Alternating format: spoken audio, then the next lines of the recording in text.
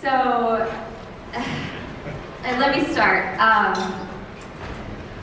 obviously very nervous right now, but I've never been nervous before on stage, ever. And I was explaining to my husband why, and you're all superheroes to me. Like, you are the most famous of famous people in my life. You're the most esteemed people, the people I most admire, the people I follow on Twitter, whatever. So if I seem at all nervous, that's why. So, a little bit about me. I've often in my life been asked what it's like to have CF, and I'm sure a lot of you have in this room as well. So I have a daughter with CF, a son with CF, a wife or son or husband with CF. And I've always kind of answered it like, yeah, it's okay. Meanwhile thinking like, it sucks. It could be better. But now I don't really know how to answer that question. And I'll tell you why. Just roughly over 2 years ago, I was a participant of the Vertex Phase 3 770 clinical trial. And I totally did not know what to expect going into it. It is a placebo-controlled trial, as you all know. So I prepared myself for a drug that was sugar. For that first full year, I had no idea what I was taking really concretely. And so I just prepared myself for sugar. I tested it once and let it sit in my mouth for a good hour to see if it would dissolve and I could taste sugar or something. So I was convinced I could figure it out, but I couldn't. But I did find out eventually that I was actually on the drug. And that was not at all a surprise to me when I learned that a few weeks ago. Now I'm on the open label. But the change for me has been extremely dramatic in more ways than I can really express. But I'll go over a couple with you. Coughing. I feel like I now have 30% more of my life because I am not coughing during that 30%. If a lot of you guys at the dinner table, you probably didn't even hear me cough tonight.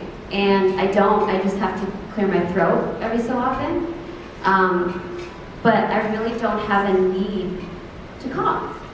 And it's just such a stark difference from growing up. I mean, I remember when I was 12 and I was at my friend's bar mitzvah, and during his Torah portion, I had this huge wad of mucus, and it flew up there, and it just like came up, and it was like right during his Torah portion, during like the end. And everyone turned around and looked at me, and I'm just like totally mortified. But I have a lot of those kind of memories, and they were really socially isolating, I have to say. In college, I'm proud to say that I graduated college with a 3.9. I did very, very well. I was very student, but I really wanted to sit in the front. I was there to learn, and I could never do it. I always had to sit in the very back because I had to excuse myself to cough, usually 2 or 3 times per lecture. It's just the reality of it. And I always felt like I was a burden to everyone else. Not having to cough. I have so much more time. And speaking of time,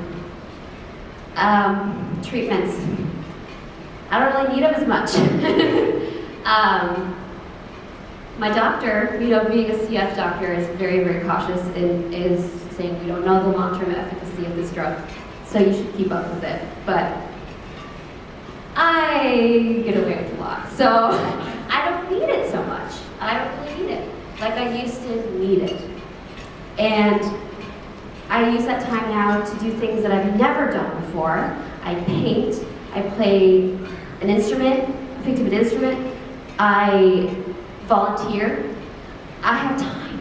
I have over 2 jobs, and most people are like, oh my God, that's terrible. But for me, I'm excited because I have time.